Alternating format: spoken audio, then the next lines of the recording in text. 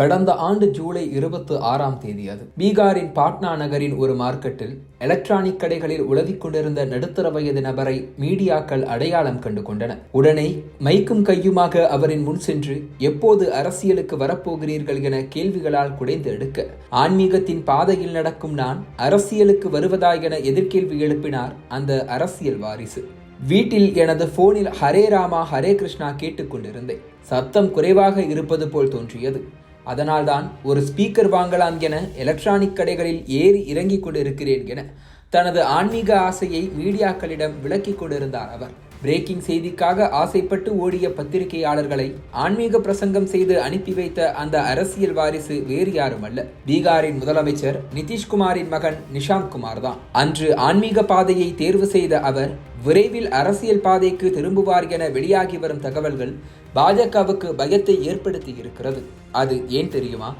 1973ஆம் ஆண்டு பிப்ரவரி மாதம் மஞ்சு குமாரி சின்ஹா என்பவரை நிதிஷ்குமார் திருமணம் செய்து கொண்டார். இந்த தம்பதிக்கு நிஷாந்த் குமார் என ஒரு ஆண் குழந்தை இருக்கிறது. 2007ஆம் ஆண்டு நிமோனியா நோயால் பாதிக்கப்பட்ட மஞ்சு குமாரி சின்ஹா எதிர்பாராத விதமாக உயிரிழந்துவிட மனைவியின் நினைவுகளுடன் இன்று வரை வாழ்ந்து வருகிறார் நிதிஷ்குமார்.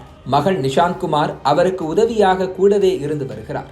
அப்பாவை போலவே நிஷாந்த் குமாரும் ஒரு இன்ஜினியரிங் பட்டதாரி தான். படித்து முடித்துவிட்டு அரசியலுக்கு வருவார் என எதிர்பார்த்தார். வேலைக்கு கிளம்பிவிட்டார். 2013ஆம் ஆண்டு ராஷ்டிரிய ஜனதாதள் தலைவர் லாலு பிரசாத் யாதவின் மகன் தேஜஸ்வியும், லோக் ஜனசக்தி கட்சியின் ராம்விலாஸ் பஸ்வானின் மகன் சிராக் பஸ்வானும் ஆக்டிவ் அரசியலில் இறங்கினர். அப்போது பிரதமராகும் கனவில் இருந்த நிதிஷ் தனது மகனையும் அரசியலில் இறக்கி விடுவார் என எதிர்பார்த்து ஐக்கிய ஜனதாதள தொண்டர்களுக்கு ஏமாற்றமே மிஞ்சியது. நிதிஷ்குமாரே மொத்த அரசியலையும் கவனித்துக் கொண்டார். போதாக்குறைக்கு குடும்பத்தை வளர்த்துவிடும், குடும்ப உறுப்பினர்களுக்கு மட்டுமே முக்கியத்துவம் அளிக்கும் தலைவர்களைப் போல நான் அல்ல என லாலு பிரசாத் யாதவையும் ராம்விலாஸ் பஸ்வானையும் மேடைக்கு மேடை தாக்கினார். அவரது மகன் நிஷாந்தும் தொடர்ந்து அரசியலில் இருந்து விலகியே இருந்தார். இதனால் நிதிஷின் அரசியல் வாரிசாக அந்த கட்சியின் ராஜ்யசபா உறுப்பினர்கள் குழு தலைவராக இருக்கும் சஞ்சய் குமார் ஜா தான் இருப்பார் என்கிற செய்திகளும் வெளியானது. அதற்கேற்றாற்போல் ஏற்கனவே கட்சியின் தேசிய பொதுச் செயலாளராக இருந்தவரை கடந்த ஆண்டு ஜூன் மாதம் செயல் தலைவராகவும் நியமித்திருந்தார் நிதிஷ்குமார். இதனால் நிதிஷ்குமாருக்கு பிறகு சஞ்சய் குமார் ஜாவை ஓரங்கட்டி விட்டு அந்த இடத்தை பிடிக்க காய்களை நகர்த்தி வந்தது பாஜக.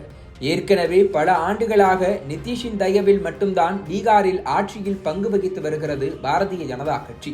இந்த சூழலில் அடுத்து தங்கள் தலைமையிலான ஆட்சியை அமைக்க முன்னோட்டமாக இந்த ஆண்டு இறுதியில் நடக்கும் சட்டப்பேரவை தேர்தலை பாஜக தலைமையில்தான் என்டிஏ கூட்டணி சந்திக்க வேண்டும் என அந்த கட்சியின் தலைவர்கள் பேசத் தொடங்கினர். எங்கே இந்த பேச்சுக்கள் நிதிஷ்குமாரை அப்செட் ஆக்கி விடுமோ என்கிற பயத்தில் அமித்ஷாவே நேரடியாக தலையிட்டு நிதிஷ் தலைமையில் தான் பாஜக தேர்தலை சந்திக்கும் என அறிவித்தார். ஆனாலும் பாஜகவை நம்புவதற்கு ஐக்கிய ஜனதாதள தலைவர்கள் தயாராக இல்லை என்கின்றனர் அரசியல் விமர்சகர்கள். நிதிஷ்குமாருக்கு பிறகும் கட்சியின் லெகசி தொடர வேண்டும் என்றார்.